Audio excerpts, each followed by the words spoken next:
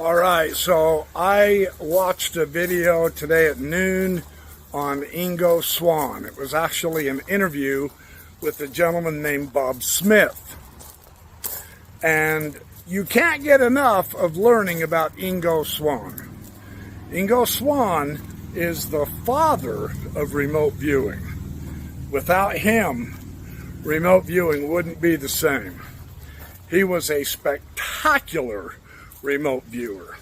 He influenced while he was in the CIA program. He influenced a lot of people, and Hal Puthoff worked with him and many others. So I've got his books ordered. I'm going to be getting his books on Monday. I'm going to share one of the Axelrod stories of Ingo Swan with you from Richard Dolan's book on UFOs and the national security state. Let's get this show on the road. All right, I want to show you a shirt that I myself made using a sewing machine and a boatload of fabrics. It's this one. I sewed that. One of the coolest t-shirts I've ever made. That's not bad. Those are hundreds of different shapes and sizes and pieces of fabric that I made for this t-shirt. I did that about 10, 12 years ago. This subject, this whole person, Ingo Swan, he is fantastically interesting. He's mysterious. He's weird. I mean, he was with Hal Puthoff in the CIA, and I think his name is Bob Price. Anyway, he was with a bunch of remote viewers. I have his books ordered. I will have his book Penetration and one of the other ones. I also have a book by Daz Smith coming on Monday, and there's another one that I've ordered. Anyway, I'm going to be making remote viewing one of my studies with this UFO topic, because what Ingo Swan is best known for, and it just razzle-dazzled everybody when he did it, before the spacecraft, was it the Voyager? Pioneer, I think it was the Pioneer. Before it got to Jupiter, he remote viewed Jupiter, and he saw that it had rings, and everybody laughed at him. They said, "No, wait a minute. Saturn has rings, dude. Jupiter doesn't. We don't see rings from here." And then when the craft went by Jupiter, it proved it had rings, and that woke everybody up to Ingo Swan. That was their introduction to Swan. He also remote viewed Mars, the moon, I think Venus. His idea on the moon was really interesting. In fact, before I tell you about, there's just 2 pages in Richard Dolan's fantastic book. You guys have to get this book. I'm not kidding. Richard Dolan. I tout him every show almost. UFOs in the national security state. Hey, next time you see Richard, tell him he needs to answer his phone when I call, because he owes me a guest appearance because I'm touting his books. I can't seem to get a hold of him either. It's all good. He's a busy man and he's doing great work. So I don't want to interrupt that, but I do want to be a part of it. So before I get to that, though, I've got this interview. Let me play just a clip. When Ingo Swan remote viewed the moon, he saw moon bases there. He saw people. And that was one of the events with Axelrod. Axelrod asked him to remote view the moon. And that's when he realized, hey, this is not a natural thing. This is an artificial satellite. This is a moon base for somebody.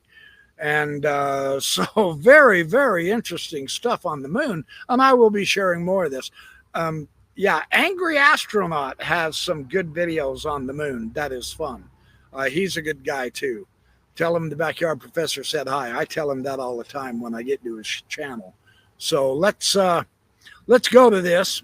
There is talk on the net about the moon being an artificial satellite, to the extent that it wasn't originally here. It was sort of transported or brought here, if you want to think towed here, whatever. There is talk about the moon being not solid. There is talk about mining operations on the moon. There is talk about why our Apollo astronauts ended their missions and there was no follow-through, when all that talk in the late 50s and 60s was about getting to the moon to colonize it, to mine it, and develop it. Let's start with a general overview of the moon, Ingo, and what about the moon got you intrigued with remote viewing it in the first place? How did that happen? Well, I was asked by some very mysterious people to do some remote viewing sessions about the moon. And at this point, that's all I'm going to share with you. I just wanted you to hear his voice. He died in 2013, I believe. Swan did. But all of that information about the moon that Bob Smith talked about is stuff that Ingo Swan has put in his book Penetration, which I'm going to be getting Monday. I'll read it and review it here. You can't get enough of Ingo Swan, and he's a pretty popular subject on YouTube.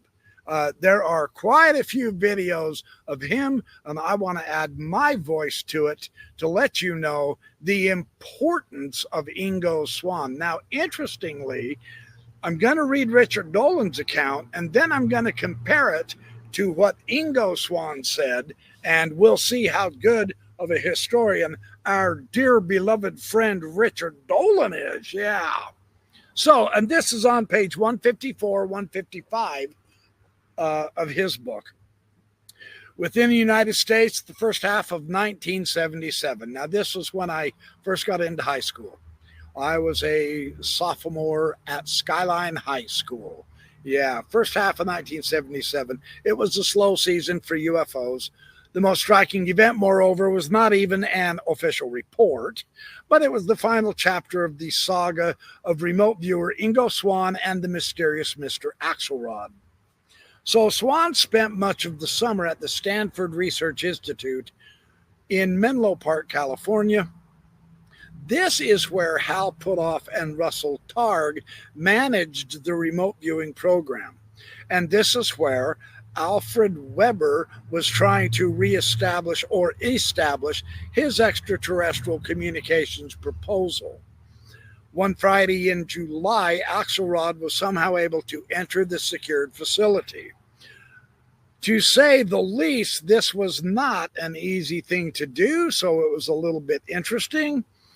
He went and found Swan, and he convinced him to leave with him. They took a Lear jet from the San Jose airport, accompanied by the twins. These were two people who were always with Mr. Axelrod. And that's how Swan described Axelrod's two blonde-haired, blue-eyed, military-looking assistants. We now know that this is one of the disguises of the hybrids, specifically the Nordics. And so they were with this Mr. Axelrod, who ended up probably being an alien himself. This shows that the aliens were working with the humans throughout the United States in certain locations. Very hush-hush, etc. But here we go. The four flew up the west coast to where Swan believed was in the Alaskan wilderness, although Axelrod would not say. He told Swan, "It's better that you do not know."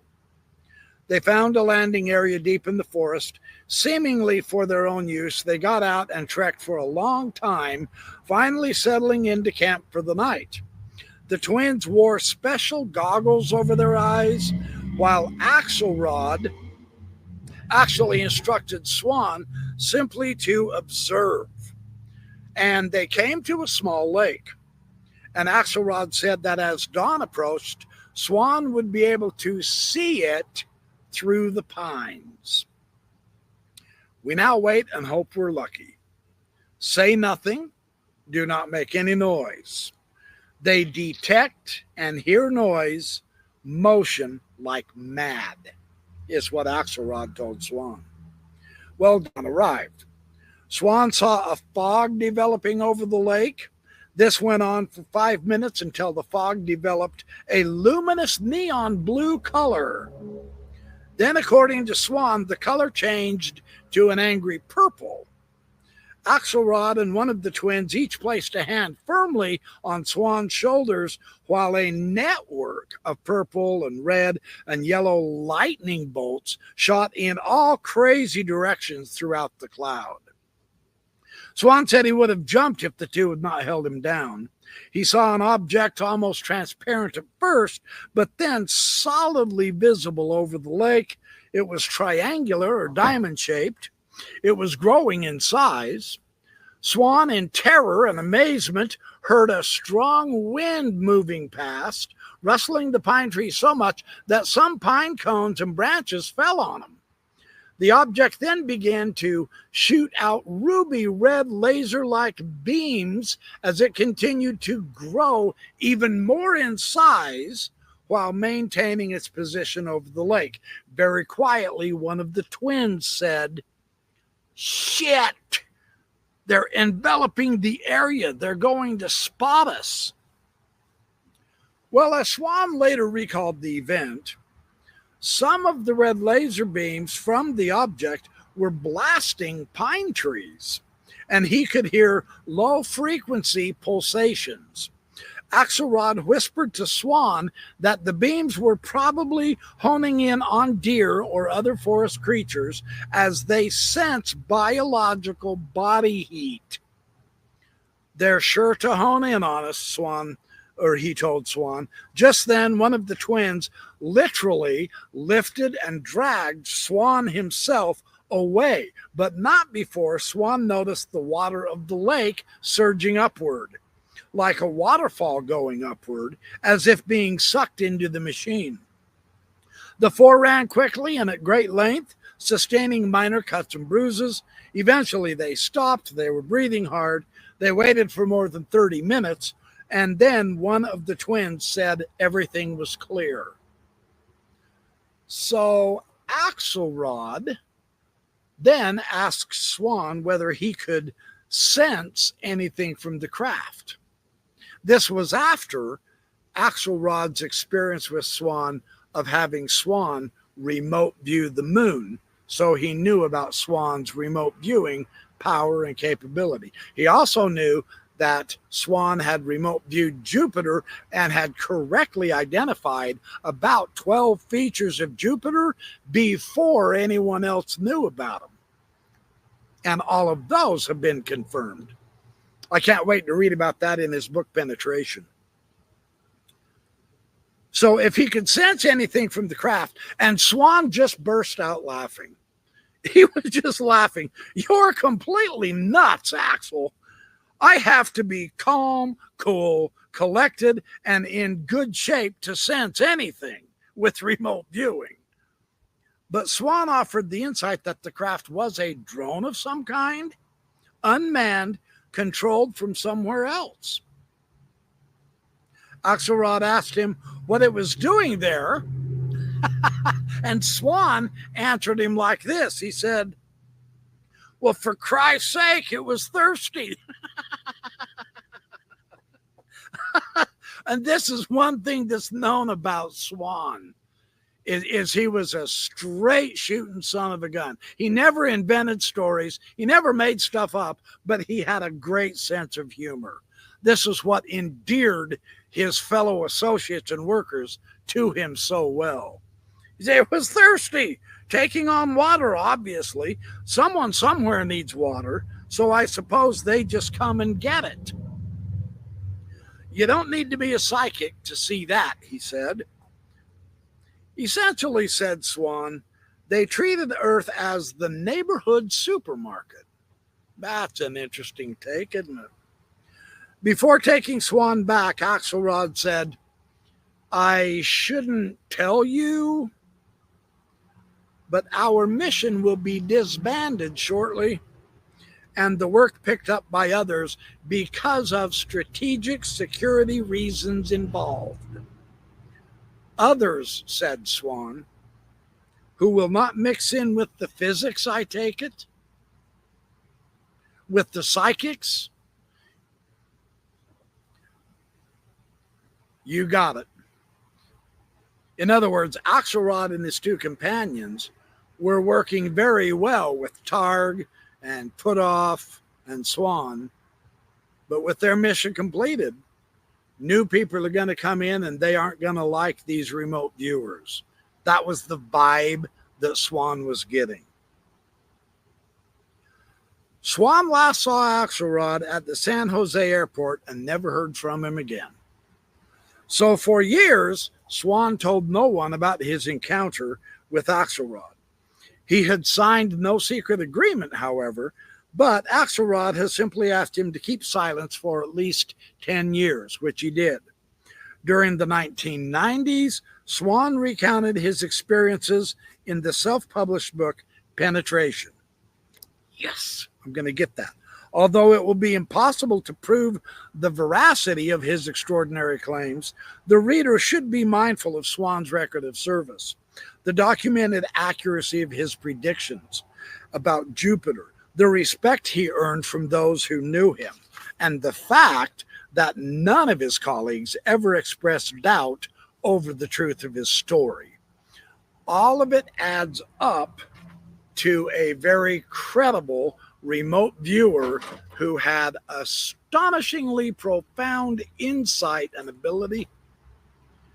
And that's why I'm excited to get his book. So that is just a little bit more about the mysterious Mr. Axelrod, the twins, and Ingo Swan. As I find more, as I get my books, I'll review them, I'll share them with you, etc., because there's just so many varieties of,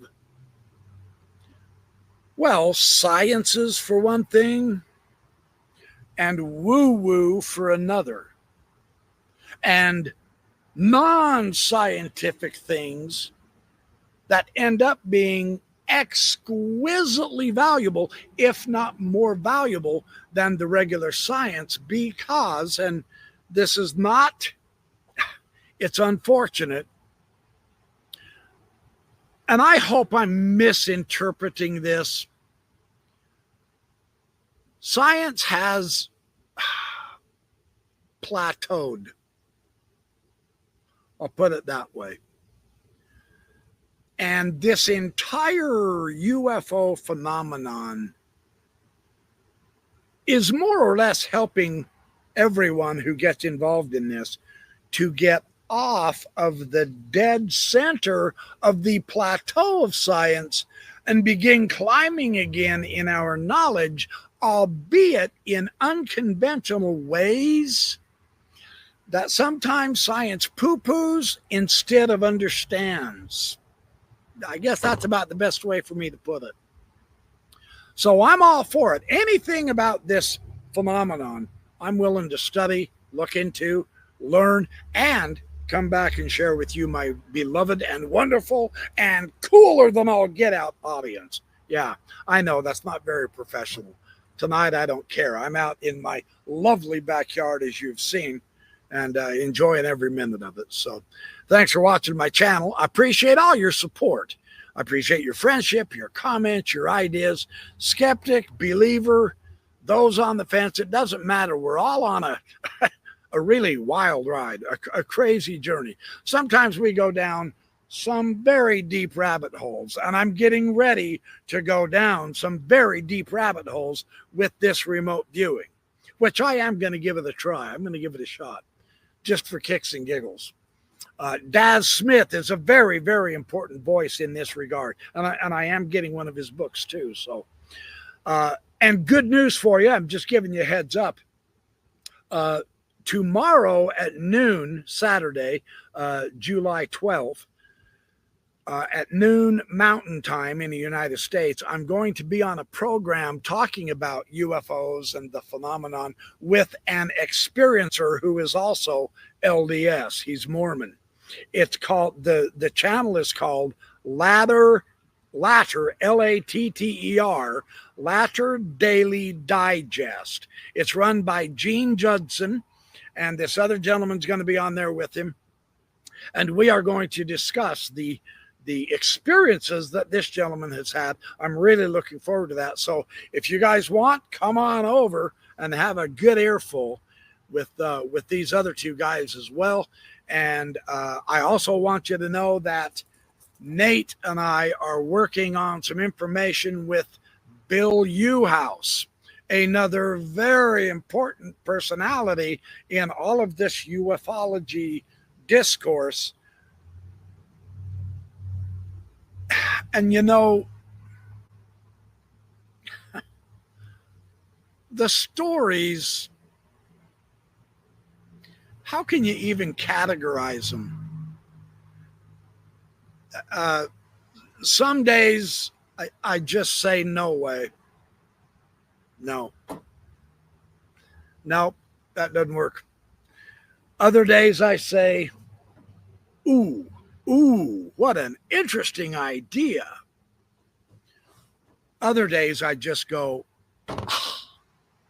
drop my jaw in disbelief because it's so spectacular and it adds a layer to our reality. My hope, my intention is to, it's like ever expanding concentric rings. We add more knowledge and it expands us. We add more knowledge, it expands us. We add more knowledge and it expands us. That's the intent. That's the hope, the ideal.